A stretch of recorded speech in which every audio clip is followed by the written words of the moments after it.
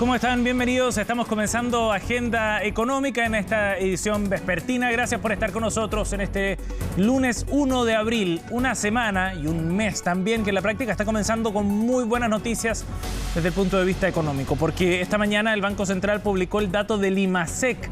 4,5% fue el crecimiento de la actividad económica en febrero y es una muy buena noticia por varias razones que vamos a ir detallando y vamos a profundizar durante nuestro primer bloque precisamente en estos antecedentes. Es una buena noticia porque significa el repunte más fuerte desde mayo del 2022 para un mes en particular y además estaba por sobre las expectativas y va consolidando ya una cierta sensación de que estamos entrando en un escenario de recuperación derechamente de la actividad económica. Los invito a que revisemos la primera gráfica que hemos preparado para darle contexto también a lo que significa este dato del IMASEC. Esta es la serie de medición de la actividad económica mes a mes desde febrero del 2023 hasta febrero 2024. Y ustedes pueden ver que el año pasado estábamos con hartos números en rojo, con caídas consecutivas entre febrero y junio, un repunte leve en el mes de julio y luego empezamos a ver algunos números con descensos todavía menos fuertes que al inicio del año, pero de todas maneras en terreno negativo.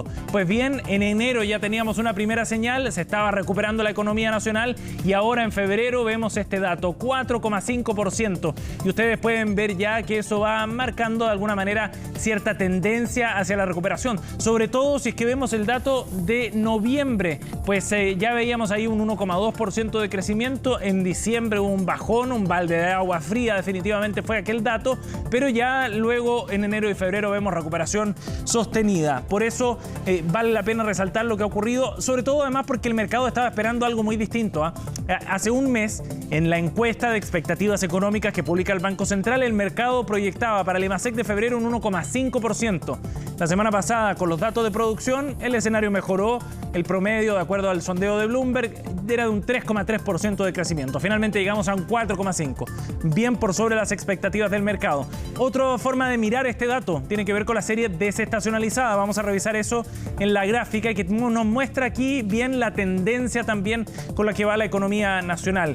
En febrero nuevamente del año pasado estábamos todavía en terreno bien negativo, salvo por junio y julio que se mostró una pequeña ventana de terreno positivo. De todas maneras estuvimos a los tumbos durante buena parte del año anterior. Recién ya en diciembre de 2024 vemos el punto de caída más fuerte y luego entonces 2 meses también de crecimiento respecto al mes anterior. En enero un crecimiento de 1,7%, en febrero de 0,8% en la serie desestacionalizada. Y les decía que hay varias razones por las cuales este es un muy buen dato y que tiene que ver fundamentalmente con cómo anduvieron los sectores económicos, cada uno de los sectores que componen este IMASEC. Veamos el desagregado en la siguiente gráfica porque todos crecieron. En otras ocasiones teníamos datos positivos de IMASEC, actividad económica al alza, pero con algunos sectores que todavía mostraban caídas. Pero acá no.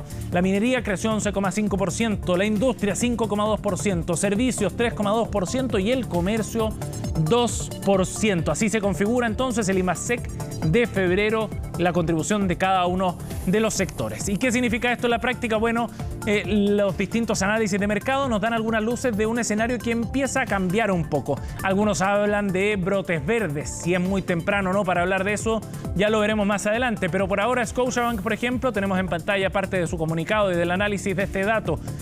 Dice que ratifica la proyección de crecimiento de 3% para este año.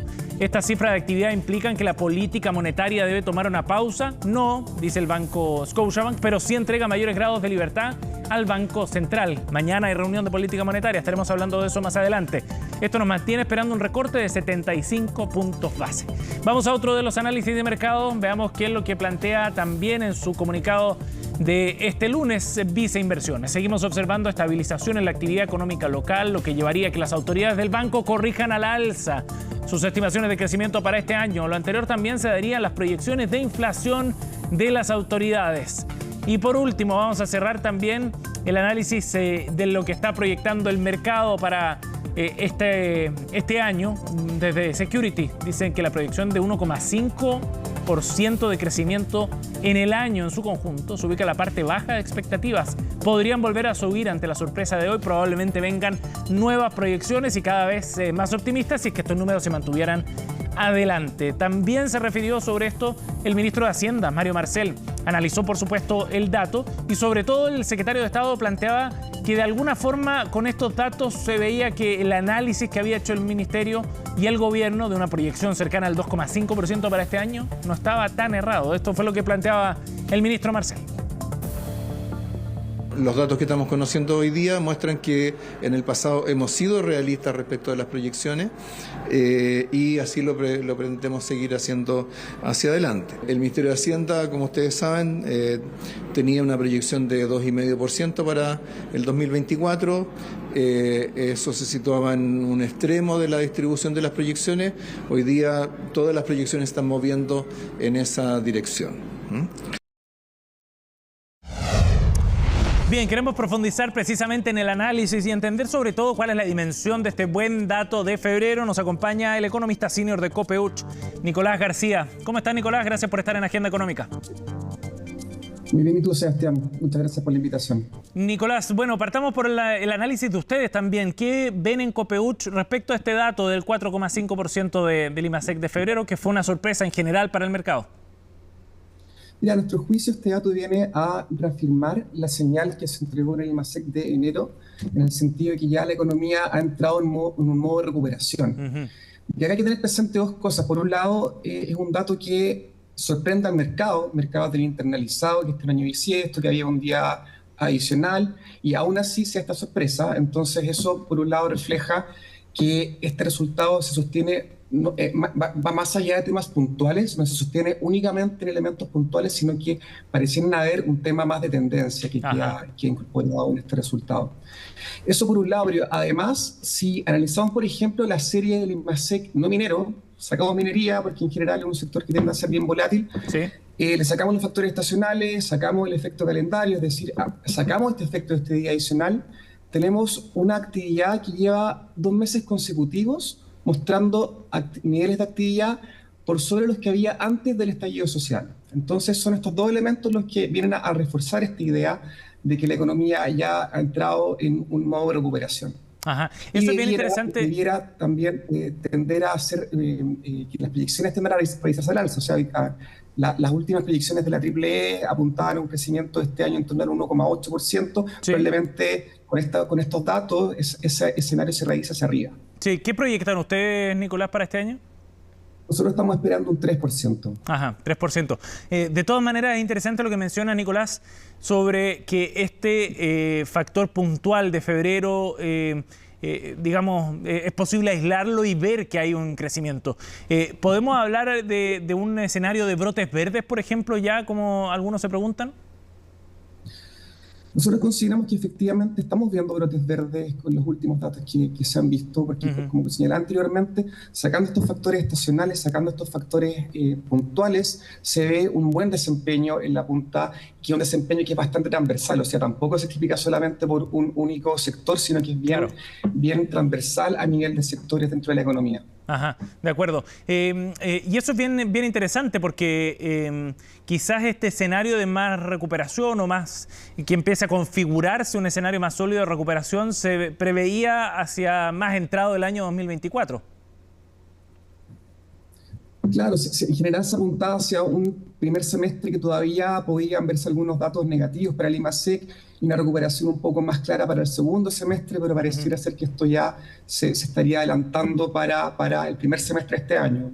Ya deberíamos empezar en una recuperación que de todas maneras va a ir de menos a más durante el año. Ajá, de todas maneras.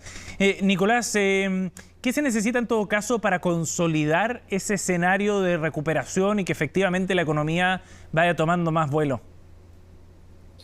Bueno, por un lado se necesita que las confianzas se sigan recuperando. Hoy día también se publicó el INSE, que si bien sigue en terreno contractivo, muestra una recuperación en los últimos 3 registros. Eso es algo positivo, que si se sigue consolidando debiera ir contribuyendo también a una recuperación de la economía, y también el hecho de que ya estamos en un ciclo de tasas hacia abajo por parte del Banco Central es otro elemento que va a ir contribuyendo a condiciones financieras un poco menos restrictivas, y eso debiera ir también favoreciendo una recuperación del consumo durante este año. Ajá. Bueno, a propósito de eso, Nicolás, ¿qué efecto crees tú que tiene este dato el de febrero, y si quiere lo combinamos también con lo de enero y febrero, el arranque del año en definitiva, para el trabajo que tiene que hacer el Banco Central. Encaminándose ya hacia una inflación mucho más controlada, ¿hay más espacio para más libertad, digamos, con estos datos para que el Banco Central haga movimientos de tasa?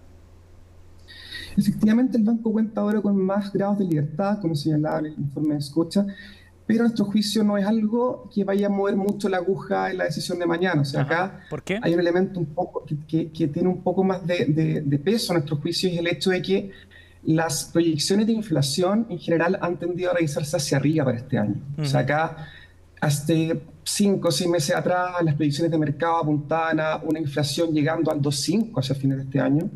Eso se ha tendido a revisar hacia arriba. Hoy día apuntan a una inflación llegando al 3,5. Entonces, ese es un dato que a nuestro juicio va a ser fundamental en la decisión de mañana, y apunta a un recorte más moderado de tasas de lo que se esperaba hace algunas semanas atrás. Hace algunas semanas se hablaba de un recorte de 100 puntos, de más de 100 puntos base. A nuestro juicio, el escenario más probable es un recorte de 75 puntos base. Y de hecho, las distintas encuestas, la AAA, la EOF, lo que se desprende también de precios de activos, apuntan a un recorte de 75 puntos base, y en ese sentido también nosotros consideramos que el Banco Central va a evitar dar una sorpresa y se va a alinear con la expectativa que hoy día tiene mercado de este recorte de 75 puntos base. Ajá, de acuerdo. Pero de todas maneras hay más espacio y más flexibilidad para que el Banco Central analice de manera más detenida quizás, o con menos apuro. Te lo pregunto porque en su momento varios economistas, José de Gregorio entre otros, por ejemplo, el año pasado planteaban que el Banco Central venía un poco rezagado en su política respecto a la actividad de crecimiento, a eso apunto. Claro, y de hecho también se ha hablado de un sobreajuste. O sea, el escenario que uno veía antes de las cuentas nacionales era una economía que estaba bien deteriorada, que estaba, de hecho había esta contracción que se da de forma preliminar. Hoy día el escenario de actividad, la verdad es que es bien distinto. Post cuentas nacionales, un escenario un poco menos negativo. Y si esto se combina con un escenario de inflación, que ahora es más inflacionario de lo que se esperaba hasta hace algunos meses atrás, configura o en el fondo favorece esta idea de recortes algo más moderados de lo que se esperaba hace algunas semanas atrás. Ajá. Nicolás, ahora, ¿qué riesgos ves tú en el horizonte para la economía chilena este año? Ya describíamos un escenario quizás más favorable, hay un piso también para partir el año bien positivo, pero de todas maneras hay algunos riesgos. ¿Cuáles ven? A mi juicio, dentro de los principales riesgos está el desempeño que pudiera tener China. O sea, China se fijó una meta de crecimiento en torno al 5%. Hay varias dudas sobre si se va a poder cumplir con esta meta, en parte porque China cuenta con menos espacio, por ejemplo, para aumentar de forma sostenida el gasto. China ya una acumulación de deuda pública muy importante, lleva varios años con déficit bien abultados, y eso le impide poder poder levantar un paquete fiscal de la magnitud lo suficientemente importante como para poder levantar la actividad de esa economía. Eso es por un lado uno de los principales riesgos que estamos viendo para este año, que es lo que pasa con China, y también lo que pasa con Estados Unidos, que Estados Unidos, si hasta el momento por el lado del mercado del trabajo está súper robusto, datos de actividad también muestra una actividad bien dinámica. De todas maneras, la política monetaria se ha mantenido en niveles de tasas no vistos en mucho tiempo, y eso ha puesto en aprieto a distintos bancos. Tuvimos el año pasado en esta fecha la caída del Silicon Valley Bank. Hay distintos bancos que podrían estar complicados con estos niveles de tasa, y eso ciertamente también es un riesgo que va a estar presente durante este año. Cómo distintas instituciones financieras podrían verse afectadas por estos niveles de tasas más restrictivos que todavía va a mantener la Fed por un buen tiempo más. Sí. Nicolás, de todas maneras, en la mirada más amplia tú mencionabas algunos datos respecto a la tendencia que está siguiendo la economía, y sí, me gustaría que pudiéramos ampliar la mirada también sobre lo que ocurrió en el periodo de pandemia, que fue una caída dramática, muy excepcional, por supuesto. Pero en ese contexto, hoy día, ¿cómo está la economía nacional en relación a los niveles pre-pandemia? Bueno, como te señalaba al principio, llevamos ya 2 registros consecutivos donde tenemos un nivel de actividad no solo en niveles que teníamos de pandemia, ni las de actividad en pandemia, sino que los que teníamos antes del estallido social. Porque recordar que acá, a diferencia del resto del mundo, tuvimos 2 shocks en ese periodo. Tuvimos la pandemia, y durante este tuvimos el estallido social. Entonces, hoy día ya llevamos 2 registros con una actividad que está por sobre los niveles de actividad que teníamos antes del estallido social. Ese es el escenario que tenemos hoy día de actividad. De acuerdo. De acuerdo. Nicolás, muchas gracias por conversar con nosotros para darle contexto, para entender mejor también este buen dato del IMASEC de febrero. Gracias por el contacto. Muchas gracias a ti, Sebastián. Bien, y vamos a seguir con otro tema para revisar precisamente lo que va a ocurrir este martes. Hay reunión de política monetaria. El Consejo del Banco Central se reúne y tiene que decidir, bueno, qué es lo que va a hacer con la tasa de política monetaria. Se da por descontado que vendrá un recorte en la tasa.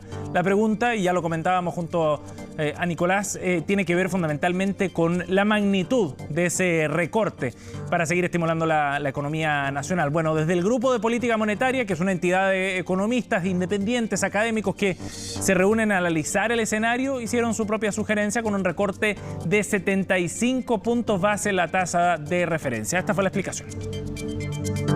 En actividad y demanda, yo creo todavía falta más información para saber cómo va a ser el año en su conjunto. Efectivamente hay un efecto como arrastre para todo el año de los datos que se conocen a febrero, pero yo creo que todavía es muy temprano para cambiar la dosis en términos comunicacionales o de táctica del Banco Central. Tener una dosis en enero de 100 puntos base y cambiarnos 50, como que queda en un escenario como que el encuadre macroeconómico es muy volátil y el Banco Central puede cambiar su dosis. Puede ser que me equivoque, pero yo creo que todavía el escenario no ha cambiado tanto para pensar en ese punto de llegada a 100 puntos base más de tasa. Por lo tanto, pienso que todavía la dosis de 75 puntos base es razonable. Pone quizás un dejo de alerta con respecto al registro inflacionario más recientes, pero va en la línea de la normalización que tiene que tener la política monetaria, que todavía estamos en ese curso. Bueno, y mientras tanto esto está pasando a nivel económico, en los mercados bursátiles también se ve un momento de bastante optimismo y de confianza, sobre todo a nivel local. El IPSA extendió la racha alcista al inicio de esta semana. La tendencia se enmarca con bastante nitidez y trepó ya a un nuevo récord, el indicador selectivo de acciones de la Bolsa de Comercio de Santiago. Todo esto después de haber cerrado ya la semana anterior, al jueves, antes del feriado de Semana Santa, también con niveles récord. De esta forma, entonces, se está bordeando ya los 6.700 puntos la Bolsa Nacional. Y eso evidentemente que es un indicador que también refleja cómo el mercado y los inversionistas en particular, insisto, están viendo a la economía chilena en la medida en que hay mejores datos de actividad económica como el IMASEC, cuando el mercado laboral también da ciertas señales de estabilización, se recuperan algunos indicadores de confianza como el IPEC. Bueno, en ese sentido entonces se muestran algunas señales también de que el mercado chileno ve con buenos ojos lo que está ocurriendo por estos días con la economía nacional y sobre todo con las proyecciones hacia fin de año. ¿Qué otro factor puede incidir esta semana? Claro, la reunión del Banco Central de mañana será otro dato para poner sobre la mesa en el curso que tenga la Bolsa de Comercio local. Bien, con esa información nos vamos a ir a una pausa. Ya volvemos, seguimos con Agenda Económica.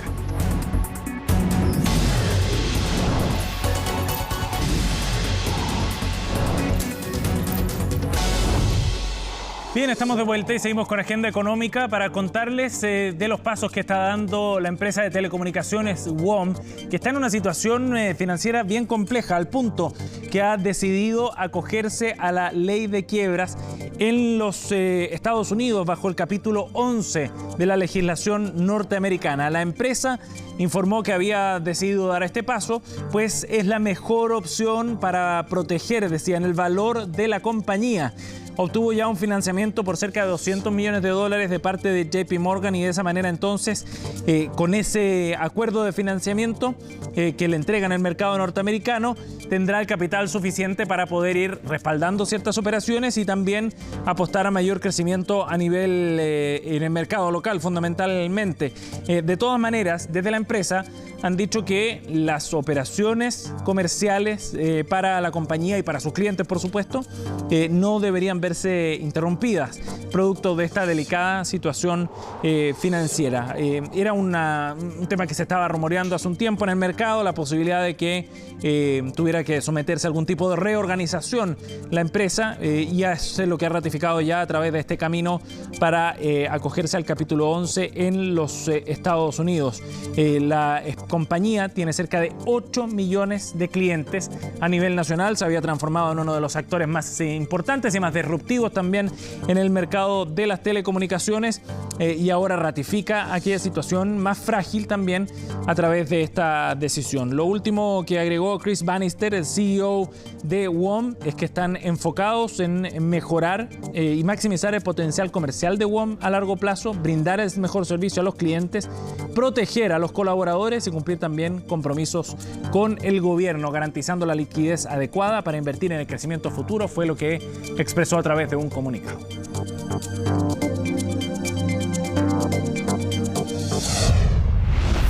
Bien, vamos a ir a otro tema. Este lunes 1 de abril comenzó el proceso de la Operación Renta 2024.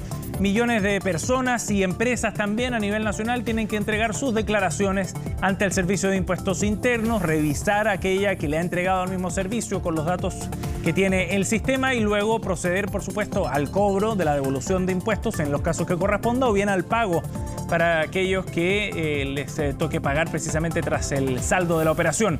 El proceso, de todas maneras, tiene varias novedades y algunos antecedentes que hay que tener en cuenta respecto a la información que hay que entregar para recibir algunos beneficios. Por ejemplo, cuál es el calendario de pago también. De todo eso nos cuenta Natalia Muñoz en la siguiente nota. ¿Sabía que hoy día empieza la Operación Renta? No. ¿Sabían que hoy día empieza la Operación Renta? No. Sí sabía. Sí, perfecto. Sobre todo en el sistema también, así que no hay problema. Algunos estaban enterados, otros no. Pero el primer día de abril comienza para nosotros los contribuyentes un clásico de todos los años, la Operación Renta. Y como si fuera un esperado evento, en su primer día la página del Servicio de Impuestos Internos registró una lista de espera de al menos 20 minutos. Es que si la declaración se realiza antes del 8 de abril, la primera devolución de renta será depositada el 26 de este mismo mes. Revisen que estén todos los ingresos que obtuvieron durante el año 2023. En el caso de las personas, padres y madres con hijos en edad preescolar, básica o media, que utilizan el crédito por gasto en educación, es muy importante también que verifiquen la renta conjunta. Que la declaración de renta no solo es un deber cívico, sino también una oportunidad para acceder a diversos beneficios tributarios. Los beneficios que hay para las personas naturales son bastante reducidos, pero los hay. Crédito por gasto en educación. Bueno, ¿cuáles son todos los requisitos? ¿En qué consiste? Si tengo dudas sobre los dividendos hipotecarios, van a aparecer acá, quiénes tienen derecho, quiénes no. Esto no es automático, lo tiene que solicitar la persona. Dentro de los beneficios está el crédito por gastos en educación. Por cada hijo estudiando se puede acceder a una rebaja de los impuestos a pagar de casi 128.000 pesos. Eso sí, la suma anual de las rentas totales del padre y de la madre no puede ser superior a 792 UF, es decir, 23 millones aproximados. Sí, yo también hago uso de ese beneficio. Ah, perfecto. ¿Cuál ha recibido? El de la escolaridad. Normalmente en la página de Servicio de Impuestos Internos sale lo que uno tiene que pagar de impuestos o si le devuelven. No, eso no estoy muy interiorizado. Sí. Ahora que me dice usted, sí. Es importante informarse. Por ejemplo, para incentivar la compra de viviendas existe un beneficio. Este permite rebajar la renta bruta imponible anual, los intereses pagados por créditos con garantía hipotecaria con un tope de 8 UTA, en pesos casi 5 millones. Existe hoy día en la página del servicio muchos asistentes de cálculo que les va a permitir a la gente verificar si la propuesta tiene la información completa o no.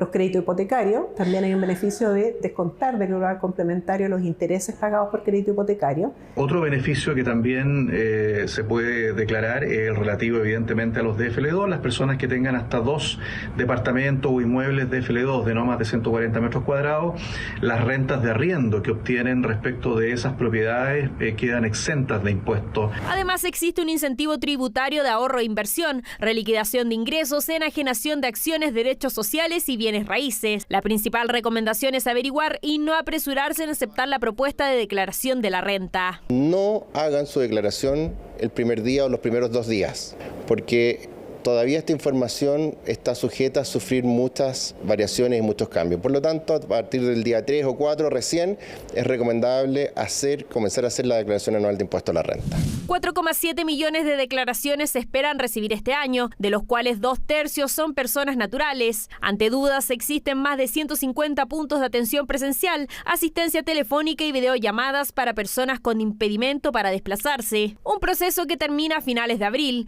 pero que los últimos pagos se extenderán hasta el 28 de mayo.